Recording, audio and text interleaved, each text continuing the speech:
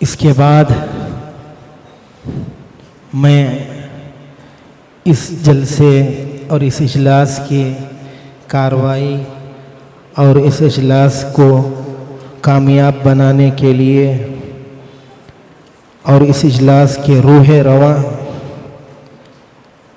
اور حضرت حکیم الملت رحمۃ اللہ علیہ کے خاص شاگرد، خاص خادم،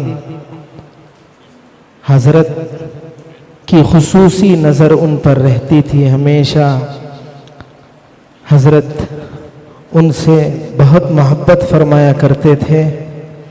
ہمارے مدرسے کے فارغ مولانا مفتی محمد فاروق فوزان صاحب رشادی، خطیب مسجد معمور کورمنگلہ سے درخواست کرتا ہوں کہ وہ اپنے حضرت سے جو تعلق ہے اس پر روشنی ڈالیں اور ہم سب کو مستفیض فرمائیں۔ مولانا محمد فاروق فوزان صاحب رشادی۔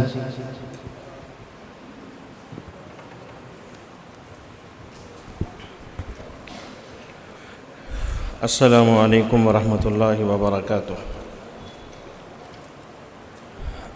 الحمد للہ رب العالمین والصلاة والسلام علی سید المرسلین وعلی آلہ واصحابہ اجمعین ومن تبعهم بإحسان ودعا بدعوته إلى يوم الدين۔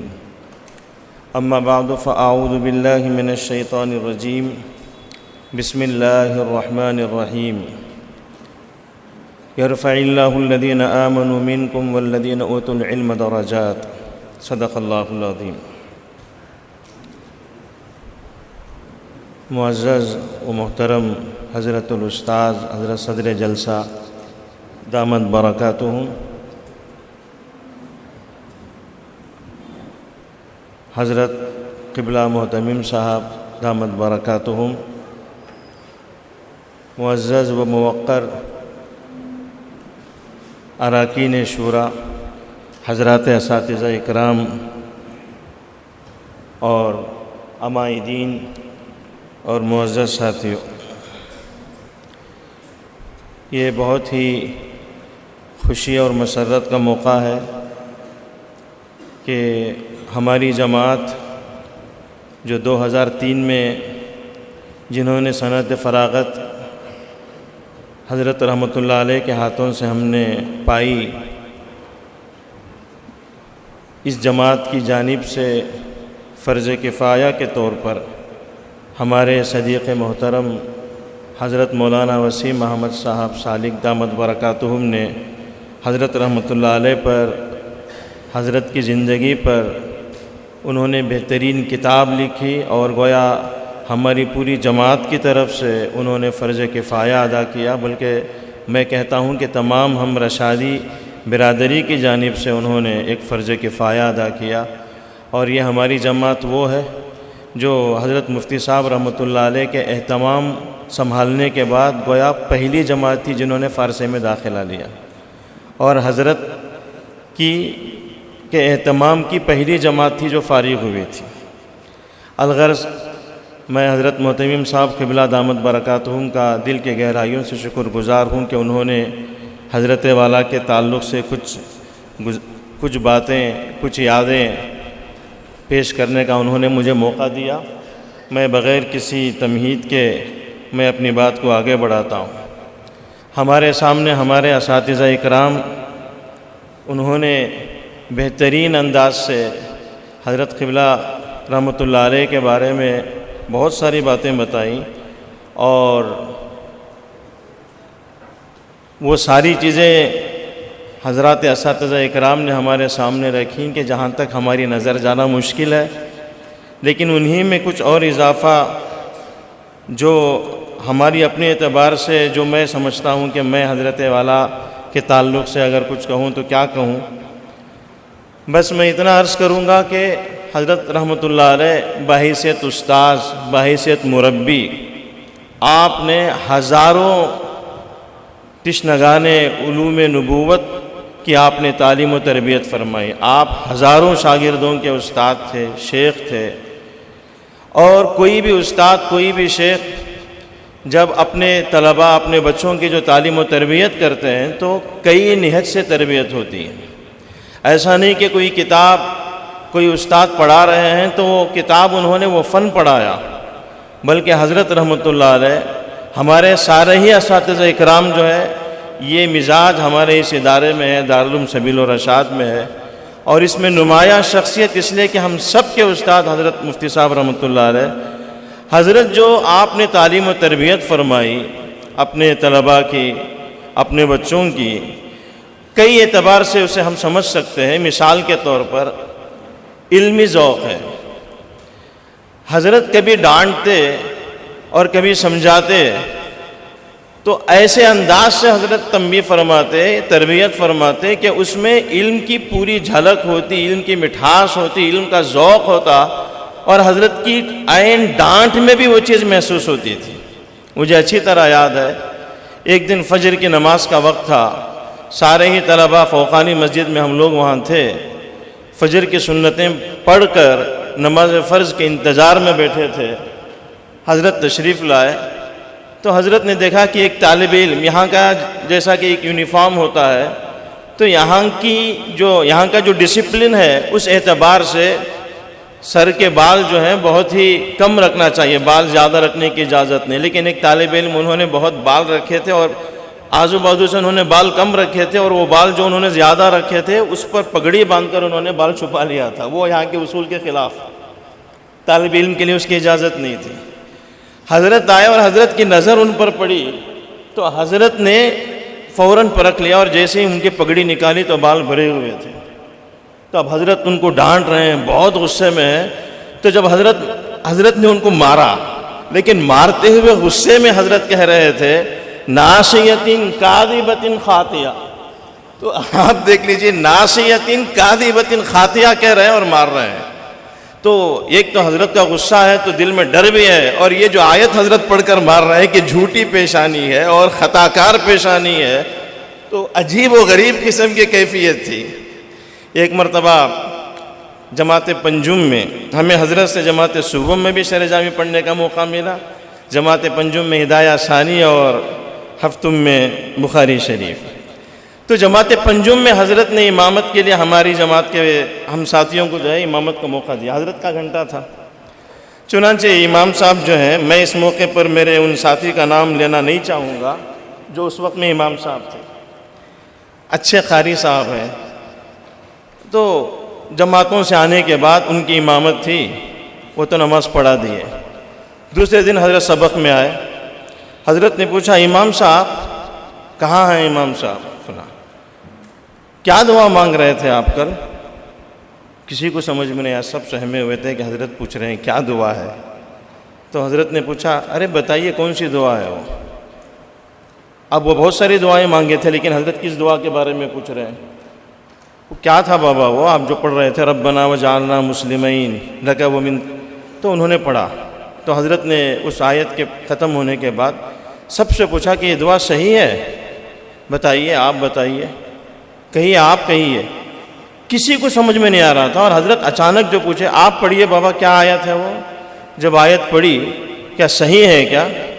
تو بھئی آیت میں کوئی غلطی نہیں ہے، ذہنی نہیں جا رہا ہے کہ ایک تو ابھی آئے ہیں 10 دن جماعت سے، اور اچانک جو ہے حضرت کا یہ سوال ہے، تو کچھ بھی سمجھ میں نہیں آیا۔ تو حضرت نے کہا یہ 10 دن کیا سبق رکتا ہے کہ آپ سب بھول جاتے ہیں آپ لوگ؟ کیا دعا ہے؟ اگر آپ دعا مانگنے ہی، یہ دعا آپ کو مانگنا ہی تھا تو اس پر آپ رکے کیوں بابا؟ اس کو مکمل کرتے نا۔ وارنا مناسکنا وتب علینا انک انت التواب الرحیم، یہاں رکے کیوں؟ آگے پڑھتے ربنا وبعث فیہم رسولا منہم یتلو علیہم آیاتک ویعلمہم الکتاب والحکمت ویزکیہم انک انت العزیز الحکیم، یہاں یہ دعا مکمل ہوتی ہے۔ تب اچانک سمجھ میں آیا یہ مسلمین تثنیہ کا صیغہ ہے۔ اچھا امام صاحب، اب اس کے بعد کہا ٹھیک ہے حضرت یہ تثنیہ کا صیغہ ہے۔ حضرت بتا رہے تھے کہ تثنیہ کا صیغہ ہے۔ حضرت ابراہیم علیہ السلام نے جب کعبۃ اللہ کی تعمیر مکمل فرمائی تو اپنے لیے اور اپنے فرزند حضرت اسماعیل علیہ السلام کے لیے دعا مانگی تھی۔ امام صاحب یہ جو آپ مانگ رہے تھے، ایک تو آپ تھے اور دوسرا کون تھا جس کو شامل کر رہے تھے؟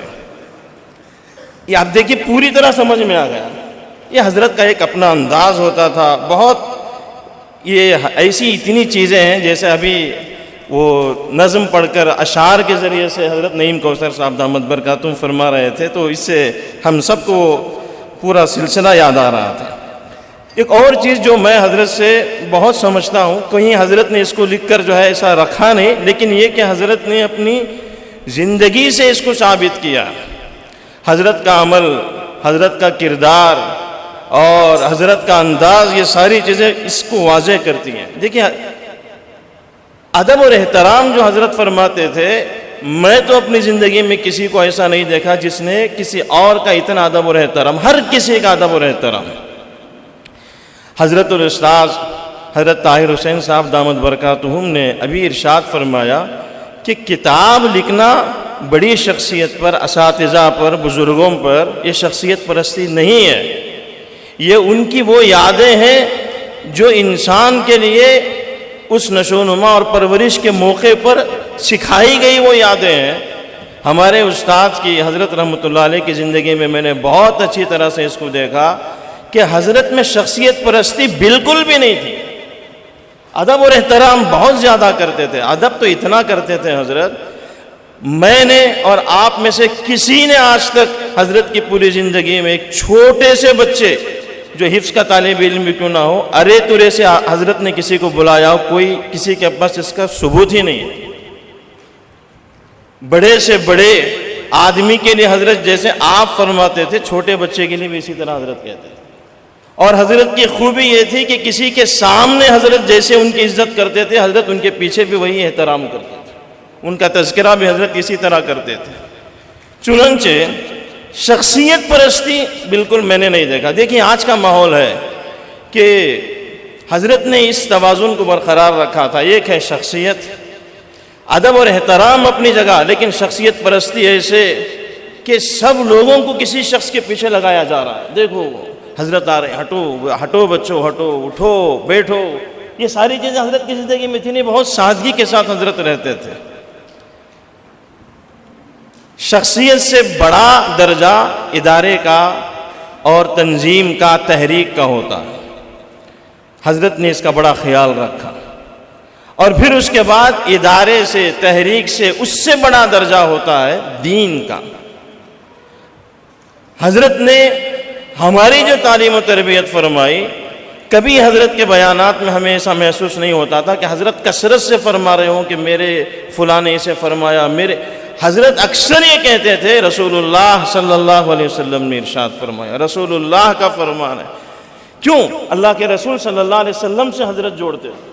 میں یہ نہیں کہہ رہا ہوں کہ ادب اور احترام کے خلاف کوئی چیز میں نہیں کہہ رہا ہوں, سارا ادب اور احترام ہے, لیکن امت کو, اپنے طلباء کو رسول اللہ سے جوڑنا, پیغمبر کی سیرت سے جوڑنا, یہ حضرت کا وہ طرح امتیاز تھا کہ ایک طرف ادب پورا برقرار رکھتے ہیں اور دوسری طرف شخصیتوں کی وہ مرغوبیت جو اکثر ہم دیکھتے ہیں. اکثر کیا ہوتا ہے کہ کسی شخصیت کی جو شخصیت پرستی ہوتی ہے اس میں بہت سارے ایمبش پیدا ہو جاتے ہیں. حضرت کے پاس یہ چیز نہیں تھی. عالم اسلام کی ایک بہت بڑی شخصیت بنگلور تشریف لائے تھے اور پورے بنگلور میں ہنگامہ ہے. ٹھیک ہے, جب وہ آئے, ہر ایک علمی شخصیت کا ایک احترام اور ان کا ایک اورا ہوتا ہے, اور ان کے اس پروگرام میں دارالعلوم سبیل الرشاد میں ان کا تشریف لانا بھی تھا. لیکن بہرحال وہ بہت ساری چیزیں ہیں جس کے بارے میں زیادہ ہم عرض نہیں کر سکتے, لیکن اتنا ہم کہہ سکتے ہیں کہ اس میں جو ایسی ترتیب تھی, کسی کو پتہ چلا کہ شاید حضرت کل سفر میں جا رہے ہیں, اور جب حضرت کی غیر موجودگی ہے اس وقت میں سبیل الرشاد میں ان کا آنے کا پروگرام تھا. حضرت کو بھی پتہ چلا, حضرت نے کچھ نہیں کیا. حضرت کا سفر برقرار ہے, اور میں حضرت کے ساتھ تھا. میں نے حضرت سے پوچھا کہ حضرت کل بہت بڑی شخصیت تشریف لا رہے ہیں, آپ ہیں؟ حضرت کہا نہیں بابا میرا سفر ہے. یعنی مطلب حضرت اطمینان سے تھے, پورا انتظام حضرت نے کیا تھا. ان کو جب پتہ چلا کہ حضرت مفتی صاحب جو ہے سفر میں جانے والے ہیں, تو انہوں نے کہا کہ نہیں, مجھے سبیل الرشاد کو اسی وقت جانا ہے. اور جب وہ تشریف لائے مدرسے کو, حضرت ان کے استقبال کے لیے کھڑے ہوئے تھے. میں حضرت کے بالکل پیچھے کھڑا ہوا تھا. جیسے ہی عالم اسلام کی وہ شخصیت اپنی کار سے اترتے ہیں, فوراً انہوں نے کہا کہ حضرت مفتی صاحب مجھے پتہ چلا کہ کل آپ کا سفر ہے. تو میں نے کہا کہ مجھے ابھی حاضر ہونا ہے ورنہ آپ سے ملاقات نہ ہونے کی محرومیت کا احساس میرے اندر رہ جاتا. یہ حضرت کا ادب اور احترام اور حضرت کا جو ہے ایک وقار تھا. اور بہت سارے اخلاق ایسے ہیں کتابوں میں تو لکھے گئے ہیں, کتابوں میں ساری چیزیں موجود ہیں, بلکہ یہ جو گلوبل گڈ پریکٹسز کو آگے چل کر دنیا نے اڈاپٹ کیا لیجسلیشن کے ذریعے سے, ہمارے ملک میں بھی دیکھ لیجئے, نہ صرف یہ کہ اخلاقیات کو لکھا جاتا ہے بلکہ بسا اوقات اخلاقیات کو قانون کی شکل بھی دے دی جاتی ہے تاکہ اخلاقیات انسانوں میں برقرار رہیں. جیسے protection of civil rights act 1955 ہے, ڈوری پروہیبیشن ایکٹ 1961 ہے, اور اسی طرح ایبولیشن آف ستی جو انگریزوں کے زمانے میں ریگولیشن 17 آف 1829 کا یہ معاملہ, یہ ساری وہ چیزیں ہیں جو لیجسلیشن کے ذریعے سے دھیرے دھیرے اخلاقیات کو سامنے رکھ کر اس کو شامل کیا گیا. کمال یہ نہیں ہے, کمال یہ ہے کہ ان اخلاقیات کو انسان اپنی زندگی میں کیسے اتارتا ہے, اپنے کردار میں کیسے اتارتا ہے. ٹرانسپیرنسی کو لانے کے لیے رائٹ ٹو انفارمیشن ایکٹ 2005 لایا گیا, لیکن یہ ہمارے اکابر ایسے ہیں کہ ان کی زندگیوں کے دن و رات میں وہ ساری ٹرانسپیرنسی تھی, وہ اخلاقیات تھے, وہ قوانین کے تحت میں نہیں تھے بلکہ وہ انسانوں کے معاشرے کے لیے مثالی تھے.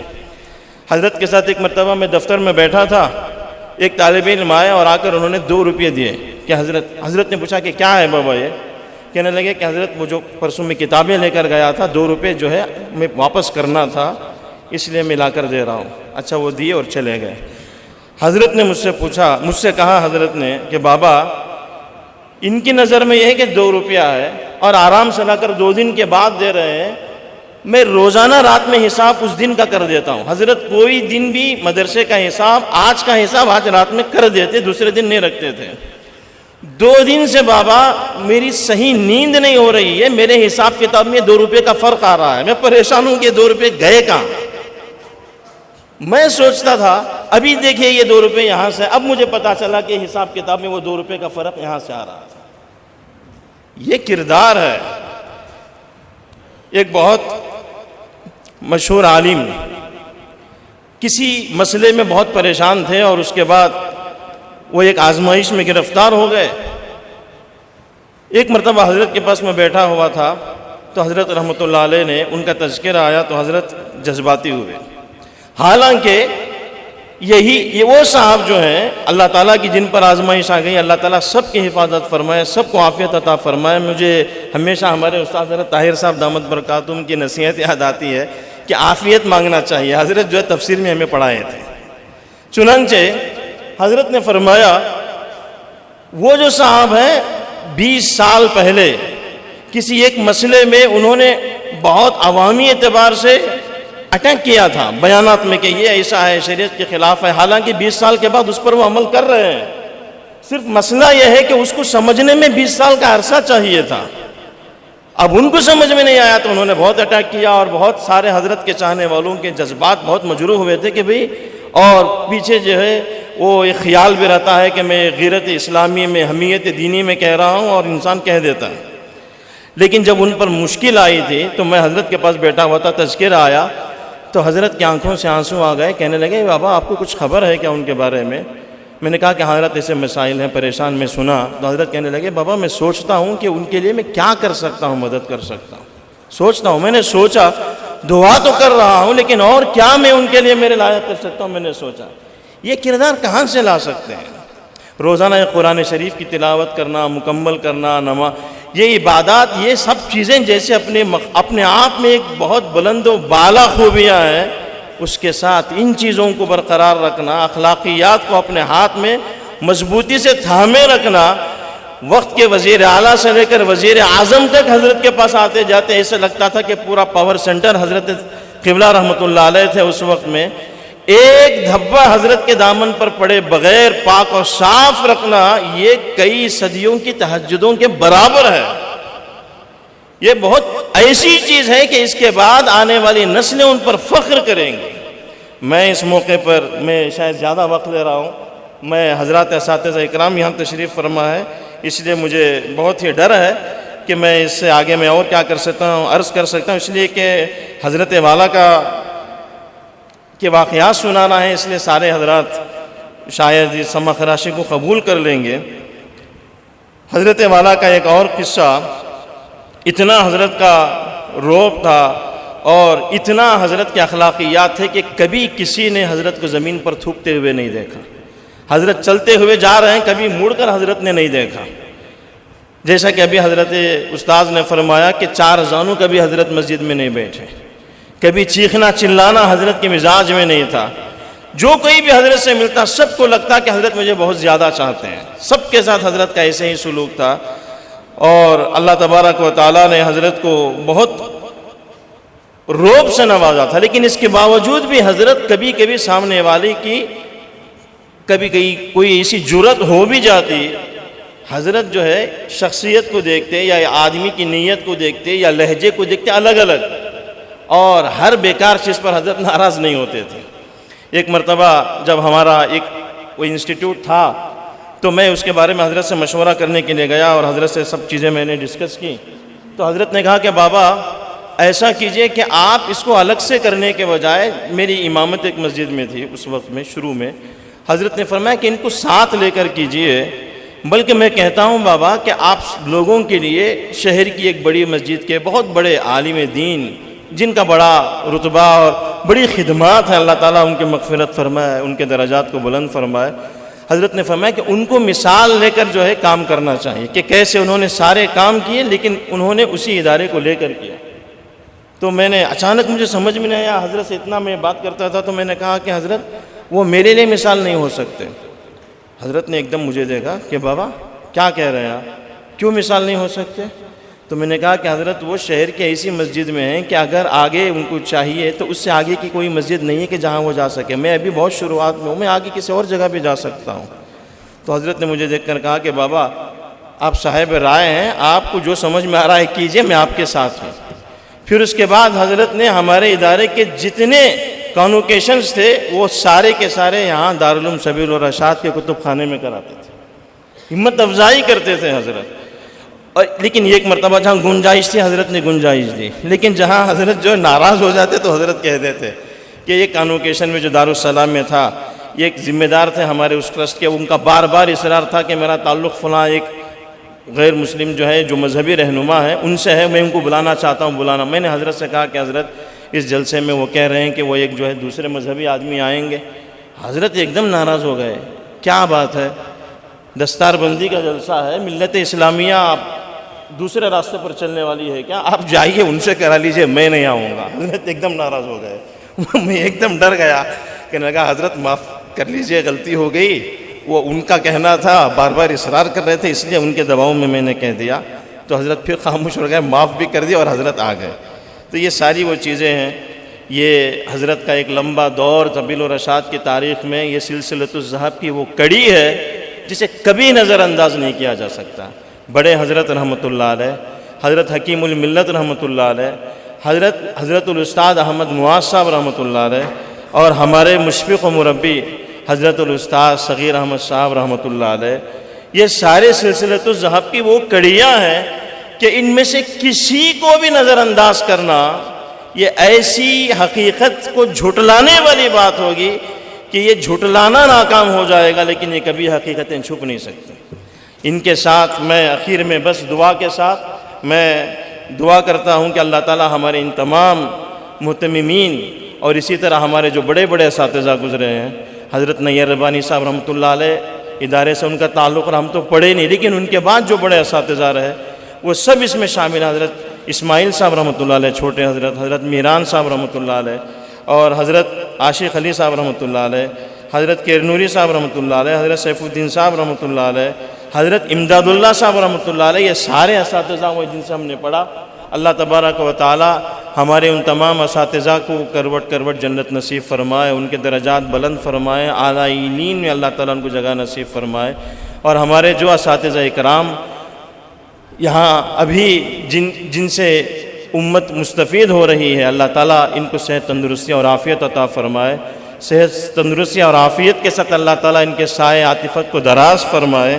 اور آخر میں پھر ایک مرتبہ میرے صدیق محترم مولانا وسیم سالک صاحب رشادی دامت برکاتہم کا شکریہ ادا کرتا ہوں کہ انہوں نے اس کتاب کی تالیف فرمائی، اور ہمارے دوست جناب یسار مہروز خان صاحب جو ریاستی وزیر کا درجہ رکھتے ہیں، ماشاءاللہ جب ان کے سامنے ان کی خدمت میں یہ بات پیش کی گئی، حضرت سے بہت متاثر ہیں، یہی کہتے ہیں کہ حضرت صرف آپ علماء اور طلباء کے لیے نہیں، ہم سیاسی لوگوں کے لیے حضرت بہترین قائد تھے، بہترین رہبر تھے، حضرت رہنمائی فرماتے تھے۔ دل کے ذوق اور شوق کے ساتھ ہمارے مہروز صاحب نے، جو فے گارنٹی اسکیم امپلیمنٹیشن اتھارٹی کے وائس چیئرمین ہیں، انہوں نے بہت خوشی کے ساتھ اس کو جو ہے آگے بڑھایا اور اس پوری مجلس کو منعقد کرنے میں بڑی دلچسپی دکھائی، اور دام سخن نے انہوں نے تعاون فرمایا۔ میں ان کا بھی شکریہ ادا کرتا ہوں، دعا کرتا ہوں کہ اللہ تعالیٰ اس نسبت سے انہیں دن دوگنی رات چوگنی ترقی عطا فرمائے۔ اور اخیر میں حضرت محتمم صاحب قبلہ دامت برکاتہم کے لیے ہم سب دعا کریں، اللہ تبارک و تعالیٰ وہ جو عظیم ورثہ اس ادارے کا بزرگوں کا چل رہا ہے، ان نوجوان کندھوں پر یہ ذمہ داری ہے، شاید یہ اللہ تعالیٰ کی منظوری ہے کہ اس عظیم ذمہ داری کو ایک نوجوان کندھوں پر رکھا جائے، تاکہ یہ اور بہتر طریقے سے ایک لمبا وقت اللہ تعالیٰ ان کو دے گا کہ یہ ادارہ اور اتنی ترقی کرے ظاہری اور روحانی اعتبار سے، کہ اللہ تبارک و تعالیٰ اس ادارے کو اور روشن فرمائے، اس کے فیض کو سارے عالم میں عام و تام فرمائے۔ میں اسی دعا کے ساتھ، اور خصوصاً جناب الحاج عبید اللہ شریف صاحب جو حضرت کے اتنے خاص کہ ہمارے پڑھنے کے زمانے سے ہم دیکھ رہے ہیں، شریف صاحب کو آتے تھے، کبھی کبھی مجھے وہ بھی یاد ہے، جناب عبید اللہ شریف صاحب ایک مرتبہ کہے تھے کہ میں آتا ہوں تو میری خواہش ہوتی ہے کہ میں بھی بچہ طالب علم ہوتا اور یہاں حضرت کے پاس پڑھتا تھا۔ آپ نے فرمایا، ہماری چھوٹی جماعتیں تھیں اس وقت میں، تو آپ کی موجودگی بھی جو ہے ہمیشہ حضرت کا احساس دلاتی ہے۔ اللہ تبارک و تعالیٰ اس مجلس کو بے انتہا قبول فرمائے، آمین۔ وآخر دعوانا الحمدللہ رب العالمین۔